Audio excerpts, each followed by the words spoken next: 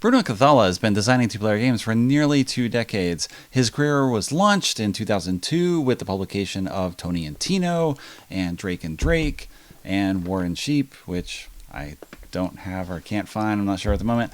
A series of 3 two-player only games from French publisher Descartes. And he's published many other games since then, not only two-player designs, but he has a special focus with those with Nia, and his most famous one, Seven Wonders Duel, co-designed with Antoine Bauza. He has a lot of experience along these lines, and you can see this experience at play in Nagaraja, a game he co-designed with Theo Revere, the Swiss publisher Hurricane, released at the beginning of 2019. It's a two-player only game, plays in about 30 minutes, with each player representing an archaeologist who is going to explore a temple. We've seen this movie. Sort of know how this turns out. Could be good, could be not so good. Let's take a closer look. Here are most of the components in Nagaraja. You have 2 temple boards. Each player gets one of those. Each player also has a set of 9 relics. And perhaps you'll have your opponent shuffle your relics face down and lay them out around your temple as you shuffle theirs, because backstabbing archaeologists should never trust one another. These relics are worth 3 to 6 points. You are in a race to get 25 points. You have a set of tiles that you shuffle and lay face down. You have 1 trap tile that's laid out on the side. You have a deck of cards that we'll get to in a moment, some amulets, and then 3 types of dice, which are 4-sided dice sticks, or fate sticks, if you want to think of them that way. And they have fate points on them, or they have nagas. You are not trying to be the Nagaraja, that is the king of the snakes, but you are going to be calling on the power of these nagas during the game. Each player starts with a hand of 5 cards, and you'll receive more of these cards during the game.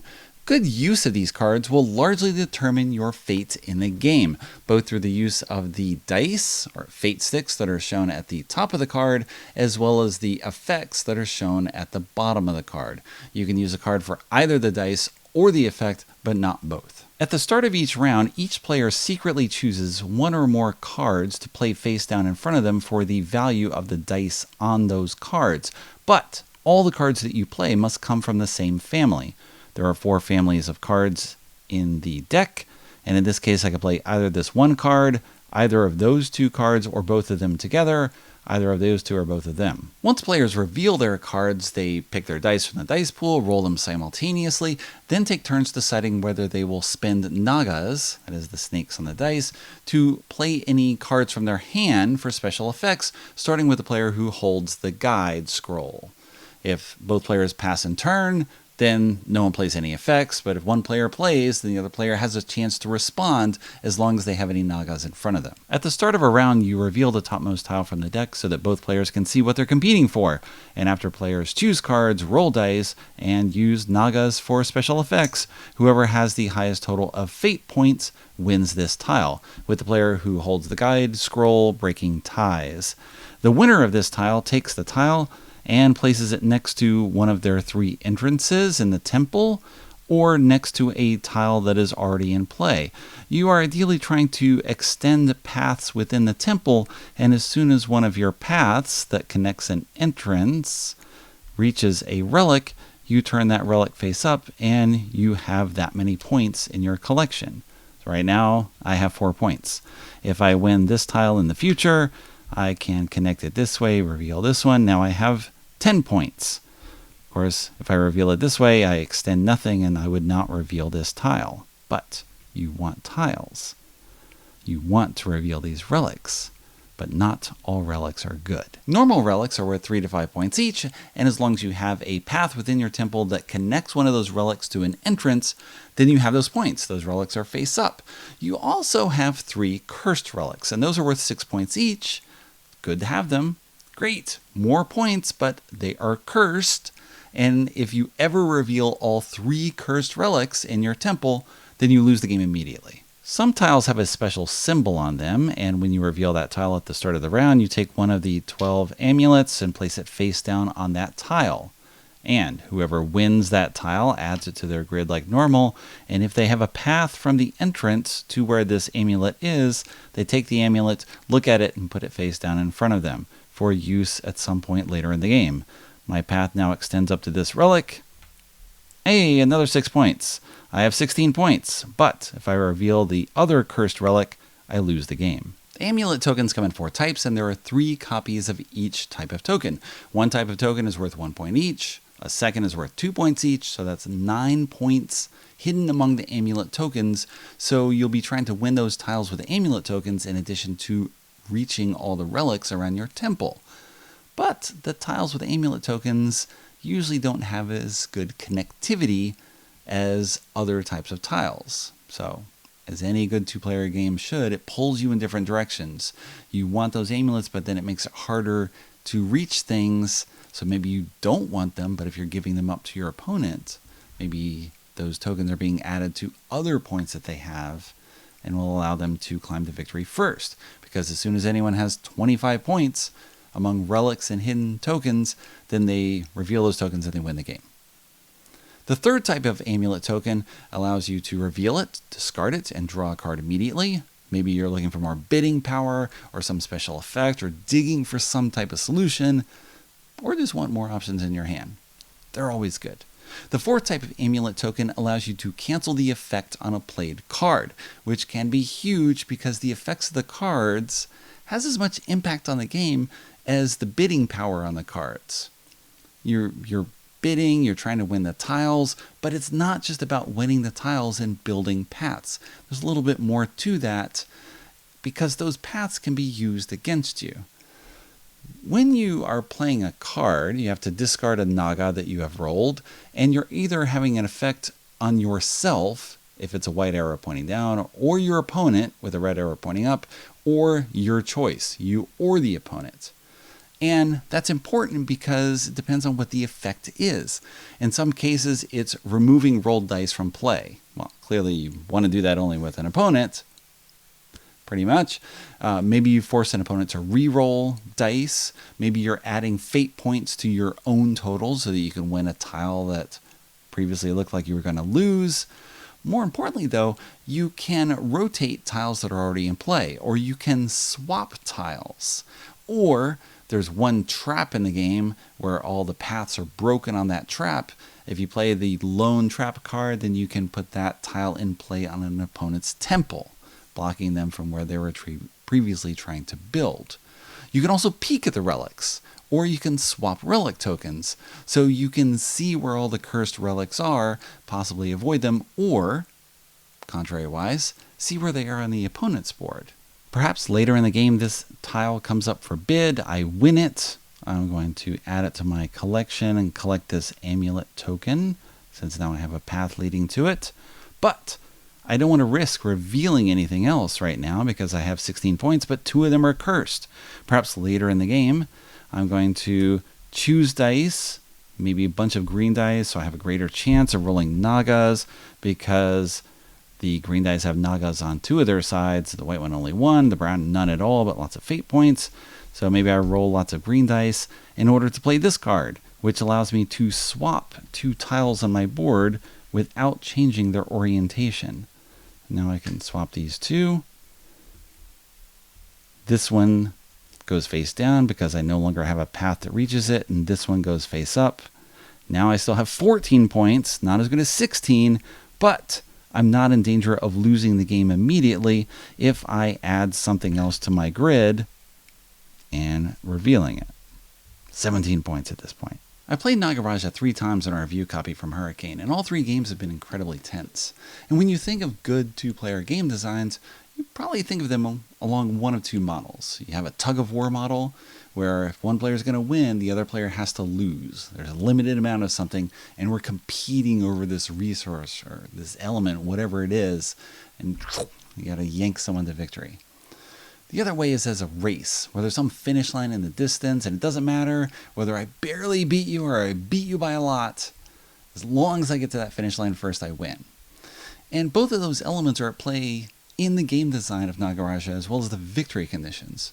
If one player reveals their 3 cursed relics, they lose the game immediately. And that's it. There's nothing else to go on. And I had one game end that way, not because I flipped over the 3 cursed relics. Well, it's because I revealed 2 of them, and then I hid one, But the opponent knew where it was, and they went searching and found the other cursed relic on me. And then they were playing cards to manipulate things so that my paths met those 3 relics, revealed them, and I lost. So you're pushing towards victory, trying to build more paths in your temple in order to get more points. But by doing that, you can also set up your own demise if the opponent's paying attention and they can find the right cards to put things together to make that happen. You want to win tiles, so of course you are going to bid dice in order to do that, because you need those points in order to win. Except of course if someone can self-destruct by leaving things open, and then someone can figure out how to use those tools against you. When you lose a round, say you reveal a tile, you bid cards, you roll a dice, maybe use powers, the winner gets the tile, the loser gets the scroll, so they'll have the tiebreaker next round.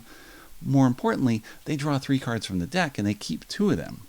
So I have some control over what I'm going to do next time. I have more cards in my hand than you, probably, and I have more abilities available to me. I have more dice options available to me, and I know what you have because I just gave it to you.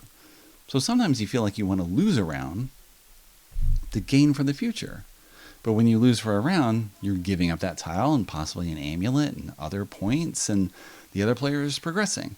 So you got this push and pull all the time where you can't win all the time. You can't just bid out all your cards and win every single tile and get to 25 points first, because you're going to run out of cards.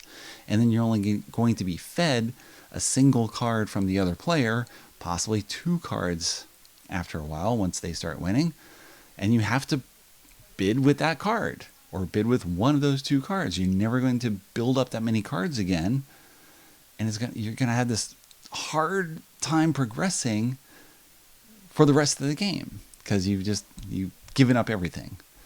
So you have this resource battle, this attrition battle, where you start with 5 cards. You want to nurture them, you want to keep them in hand in order to barely win tiles from the other player, in order to preserve certain effects that will come and play at the right time. Maybe you start getting a couple relics and now you got to peek and see where are safe places for you to build to. But of course, what tiles are coming up? How are you going to use them? Can you put them together with what you've already done? You want to avoid revealing all those cursed relics, but sometimes you can't help it. And of course, based on the cards, the opponent might be looking and they know more about your own temple than you do, and they can use that against you. You go for victory by getting 25 points. So you want to win more tiles and build up. You want to do that, but it's impossible to win all the time. So you got this ebb and flow of winning and losing and trying to build up situations, trying to score up points. And then hopefully you just can push ahead just at the right time. The third way the game ends is when someone gets 9 tiles in their temple, but they don't have 3 cursed relics, they don't have 25 points. The game ends at that point and you count up and see who has the most points. I haven't seen that yet in the 3 games, and it's possibly just because you are naturally trying to win. You are trying to build up paths and score lots of points. And those connections ideally work for you, and sometimes they work against you. There's this great feeling, this battle over everything. Every card matters at the end. You're trying to remember what you give the other player. I mean, we could play face up for things that we've seen. There's some hidden card draws, so you wouldn't know everything. But you could play face up and calculate a little bit more on what someone might be playing on their turn and play off against them. If not, it's all memory. What do I think they're shooting for? How much are they going to gamble? I know I gave them a card with 2 brown sticks in it. They've got one other card as well. So how do I want to play? Do I want to cede that to them? Play something small? Maybe set myself up? It's this great ebb and flow of the game. Very quick time span. Very tense for how things play out. One last thing about Nagaraja is it has the most ridiculous / impressive game insert I've seen in a while. Many people fancy custom game inserts for each game that they buy. They want something to hold all the pieces in place. Everything has a spot. We know where it goes. Stuff doesn't rattle around when I carry it from one place to another. And that's what Nagaraja has. You look at the box here. You have the relic tiles for each player on each side. You've got all the temple tiles stacked up with the trap on top. You can keep that separated so you can put it aside when you take everything out of the box. You've got the cards, which may or may not have room for sleeves. I'm not sure as I don't sleeve anything. You have all the dice. So on the side here stacked up, the Amulet Tokens. The smallest dice on the bottom with the scroll, keeping that in place. You have the two temple tiles where you might notice this little lip out in the front for the entrance, and that lip is mirrored in the box itself, so you know the orientation and they lock in there.